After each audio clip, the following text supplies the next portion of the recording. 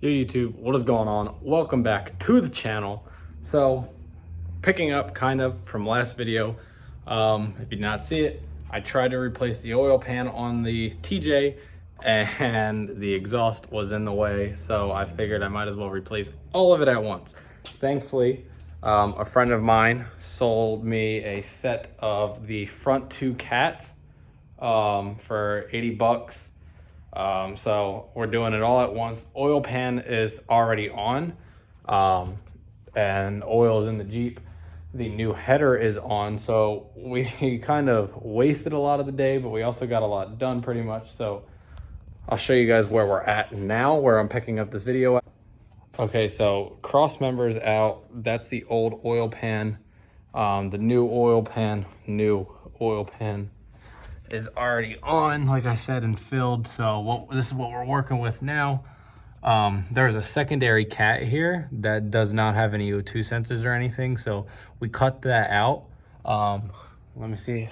The old exhaust is here. So secondary cat, no O2 sensors or anything for that. Here's the cats. As you can tell, there is not really anything left inside of them, so the pieces are probably somewhere in this pipe clogging it up anyway, so we just eliminated that problem. The new ones have the cat still left inside of them, so they should be good. We couldn't get the O2 sensor off the one side no matter how hard we tried. We probably spent about a half hour, 45 minutes heating up this other O2 sensor and an attempt to get it off. Oh, that guy right down there, look at that. So that one was causing some big problems for us. So we spent 30-45 minutes heating it up, spraying it with PB Blaster, cleaning it, repeating the process, and tried and couldn't get it off. So what we did was cut because the sensor or the clips were different. So what we ended up doing was just taking the clip that was already on the TJ, and basically we just spliced it together on the old clip. So hopefully the sensor is good and hopefully the wires are good. We ended up just splicing it on and hopefully it works. If not, oh well, I don't care. I just need this thing out of my garage so my lovely fiance can have her spot back. And then once that is out of the garage, we can try to get this thing out of the garage. But first we have to finish the exhaust and then possibly try to work with this top. I'm not too worried about it. The Jeep went all of 2020 summer without a top and doors on it, so whatever at this point. This is the welder I'm working with. Where's the number? Right there. If that means anything to you, it doesn't mean anything to me really. I've never ever welded anything in my life. I attempted one time for like 2 seconds and then I gave up completely. So this is what I got. No gas bottle, but there is a spot for me to hook gas up to it. I was recommended that I should probably do that. So right now I guess it's like flux core is what I'm doing. So I have a bunch of wire. I got a bunch of tips for it. This is what I got done.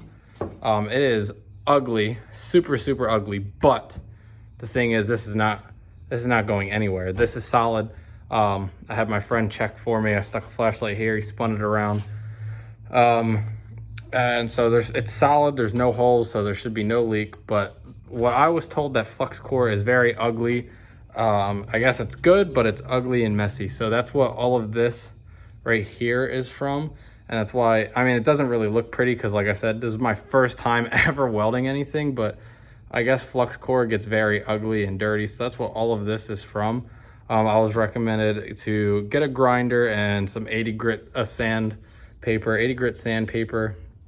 And I guess it'll help clean this up a little bit, but honestly, I'm not worried about it. So what I got to do now is bolt this back up to what's left. And then what I'm going to do is cut somewhere on here, shove the pipe inside the other side of the exhaust from the down pipe, and then weld it closed. And hopefully I do an okay job. Something like this where it's all closed, doesn't need to be pretty, just needs to hold strong and stay closed. So that's what we're going to do now. I'm going to line it up, I'm going to cut it, and then we'll go from there. All right, so I got this part tightened down. So the next step is trying to weld this the way it sits. It might be a little pain in the ass. I don't have anything to kind of close that gap there, so I'm hoping it works the way it is. I did tighten that down as tight as I could get both sides. It doesn't look right though, but you know, it's tight. All right, so I got the welder plugged in. I'm gonna lay this rubber mat underneath. I got bottles of water just in case something lights on fire, but it shouldn't. But you know, it's better safe than sorry. I'm not gonna be able to record anything, so as I go along, I'll do my best. I am going to, oh, I gotta get that out of there, fix that. I am gonna start from the top, and hopefully I can get it to go good. I'm gonna turn, I think we said everything should be turned to about 6. I got my gloves, and I gotta find my helmet again. And we're gonna get started on welding. So, like, as you can tell, it's not gonna be the prettiest of welds. I do have to clean that side up now that I think about it. So before I start trying to weld, I do have to clean up that area so I have something to weld to and not rust. So we're gonna clean that area, and I'm gonna get the welding. I got my hat or my helmet. Woo. Fingers crossed. I don't really know what I'm doing, but I'm learning. It's what this is all about. It's just a learning curve, a learning process. You know what? That's not gonna work in here. Damn, I have to just use the drill. Oh well, it is what it is. All right.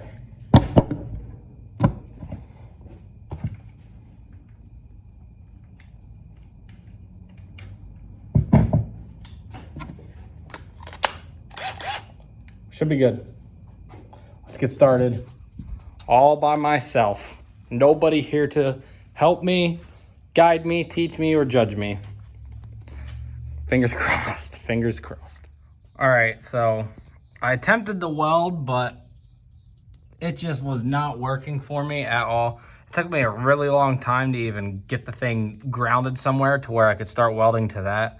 And then once I did, yeah, it just didn't work out well. There's too much space there, and I'm on the ground, so it would definitely be a lot easier put up in the air. So I put this exhaust clamp on. There's definitely there's a big leak the whole way around, but that's what's gonna have to do. I gotta get this thing back on the road, out of the garage, so my wonderful fiance can have her side of the garage back. So this is what's gonna have to do for now until we can get it figured out the correct way. But now the next step is getting this cross member put on to the Jeep. So hopefully everything is not lost and I can get this done by myself. My brother took the cross member off, so I have no idea what bolts go where. I know the big ones go here, but that's about it. I know there's some nuts and bolts that go elsewhere, that go to the bottom of the transfer case. And then I think like something with the brake lines is over there. Oh. Something with the brake lines is hanging over there somewhere, so hopefully I can figure this out. So thankfully Siri could hear me and was able to call my lovely fiance to come out here. If you've never worked on a Wrangler before, these skid plates here weigh fucking like 100 pounds, it feels like. There's 4 little bolts that go, I think, to the transmission, or sorry, 4 nuts that go to the transmission or the transfer case. I kind of got them in, but there's sliders on the skid plate. So I got to position the skid plate to where these big bolts go into the frame. But I didn't start recording, and I wish I would have, because this looks really dumb. And I'm struggling a lot by myself, but I just want to prove that I can do it and get it done. So I'm getting somewhere. Frick. It's very hard to do this alone. I'm pretty sure these bolts were cross-threaded before, so I can't really slide them in with my hands. Hopefully this doesn't fall. I need your help. There should be 2 more. Never mind, I see it. I got it. Oh, God.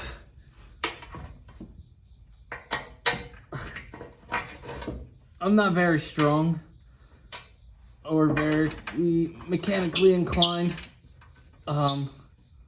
Okay. Hopefully this doesn't fall.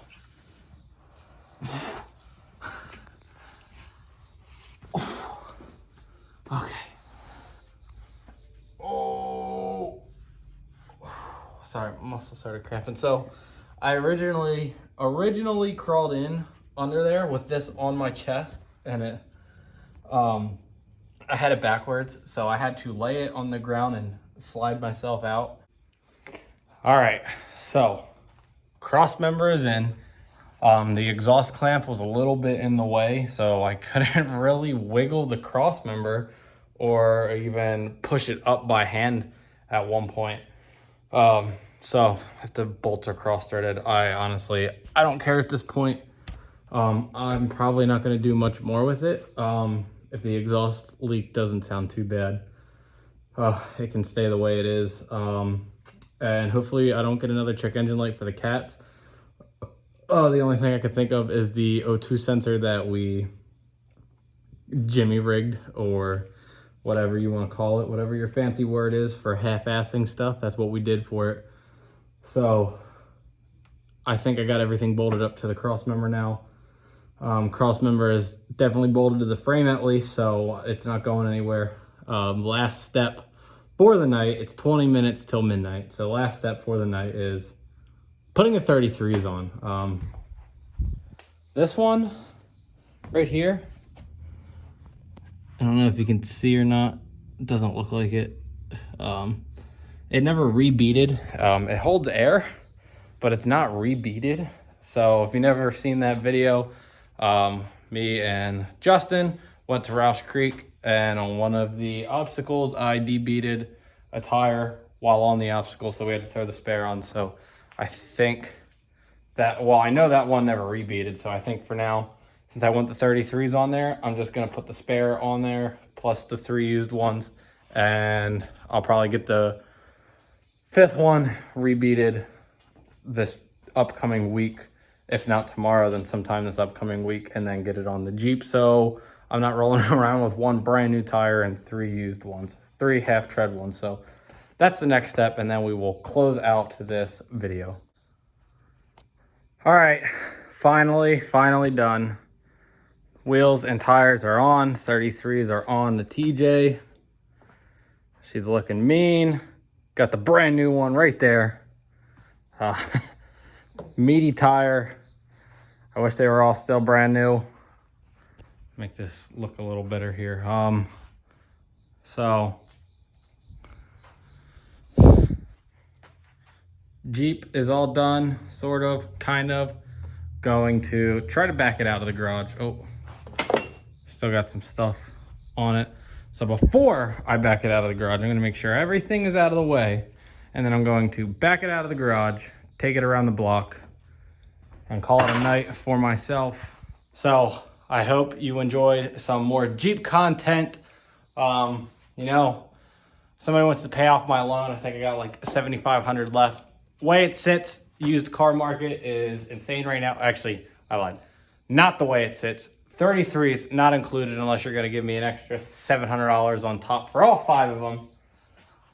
Other than that, with the stock wheels and tires, way it sits, $7,500. At this point, it just needs a trans. I got a soft top for it. So that's the next video, actually, is the soft top install. That probably won't get a lot of views or attention, but every time I do Jeep stuff, I'm going to record Jeep stuff. So here's your Jeep stuff. There's your Jeep stuff. I know, that's why a lot of you guys are here, but otherwise, still a Jeep. Closed. All right, I'm going to head out. We're gonna take this thing around the block quick. If you guys are new to the channel, make sure you hit the subscribe button down below. I will see you guys next video. Peace out.